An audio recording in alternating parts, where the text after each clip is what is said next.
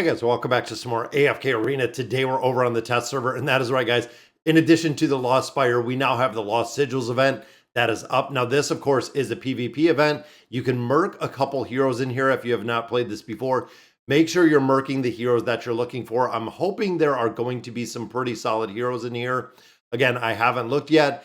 Road to Glory, this is the kind of the quest part of it. So when you're going through here, you can see we do get some free resources out of here, but going through here, you're not going to be able to, and I believe you cannot claim all of these unless you're actually purchasing things with the Lost Sigil event. But going in here, again, we'll look at the PvP aspect. We have our red chests in here, which are always a #1 priority. We also do have the elemental cores, which is another one, guys. The cores, the chests, and the baits are the three primary things when you look for events.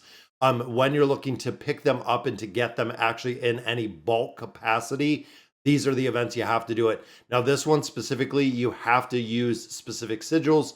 That way you can actually pick up the different resources within here. Now, looking a little bit further down, guys, looking at the heroes, again, this is kind of garbage, honestly. When you look even here, Mortis might be worth picking up one copy or at least getting him to Mythic. When you look at the rest of these, especially looking at heroes like this, Sigils is not used anywhere. It's so far removed from the game. So same with Moriel. Moriel is not used really anywhere short of the tower. Both of them possibly used in the tower. But for a newer player or a player that doesn't already have them built or didn't have them built during their peak time, there is really no reason to build them up at all. Like I said, Mortis still does have a place as a buffer, but we have to see what the new impact of Jerome is and who he's going to replace in that buffing aspect. But again, he's still pretty limited at this point with where we're seeing him being used. And then, of course, the original version of Taylene. So the original version does work exceptionally well if you have it in a very niche formation. If you have it in a formation where Orthos has that 3 of 9 or that 9 of 9 furniture. So there are a lot of ifs. Again, as a newer player to AFK Arena, I probably wouldn't get any of the heroes in here just for the simple fact, guys, you're not going to use any of these heroes, unfortunately. And then, of course, the regular 4 faction heroes, never choose those guys with the wish list, with the desired hero summons. There is no reason to ever choose those. So that leaves us to the baits, the cores, and also the red chest. Now, personal opinion here, guys, with the bait, so looking at the bait to build up those beasts, I would really focus on the beasts, building them up to probably 9, residence level 9. So if you are under 9, I would probably go in here and get the baits. A lot of players do kind of underestimate how important the beasts are and how much they do carry in multiple game modes. When you start getting to multiple campaign formations, when you start getting to, the Cursed Realm, the Nightmare Corridor, the Treasure Scramble, where you have those 5, 6, 7 teams, it makes a game-changing difference having these beasts built up a little bit. Again, personal preference, I would build all of the beast residents up to 9. Then I would take specific beasts probably up to 18 at that point.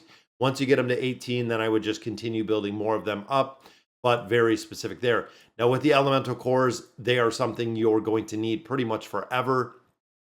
Shards you can buy out of the shop, but the cores are really the ones that you want to focus on.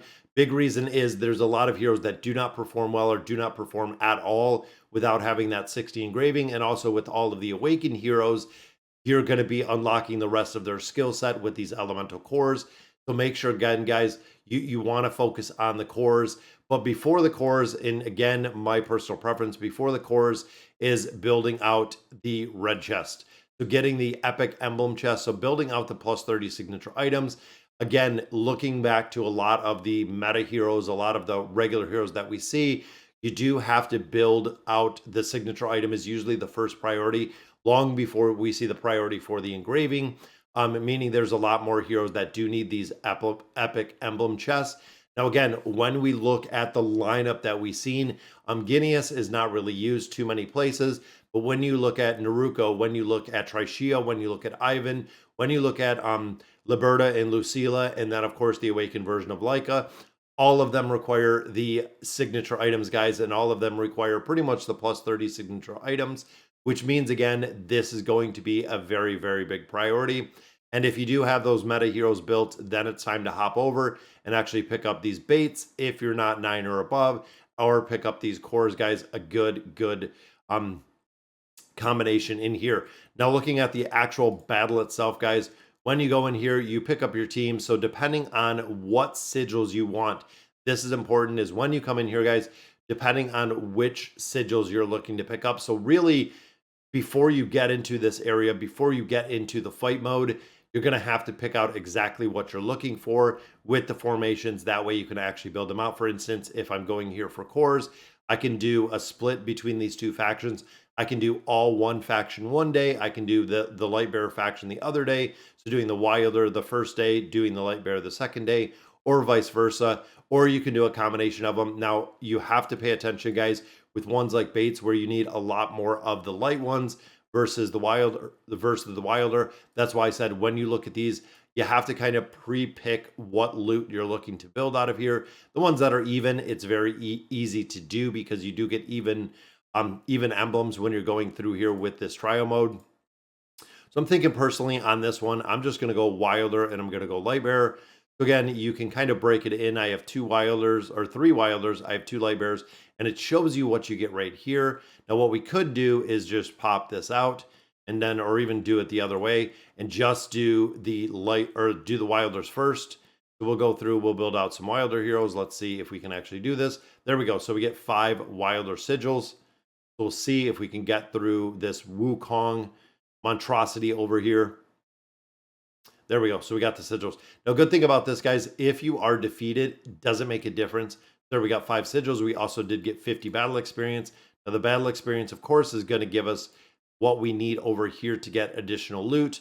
But in here, again, looking at the sigils, since they are even in this area, we got 5 of those 17, or even looking down here, if you're looking to build these out, we got 5 of our 10. So if I do another battle, I'll have 10. If I even swap and do 2 light bearers, I'll have enough to pick up 100 of my elemental cores in there, which is pretty cool to see.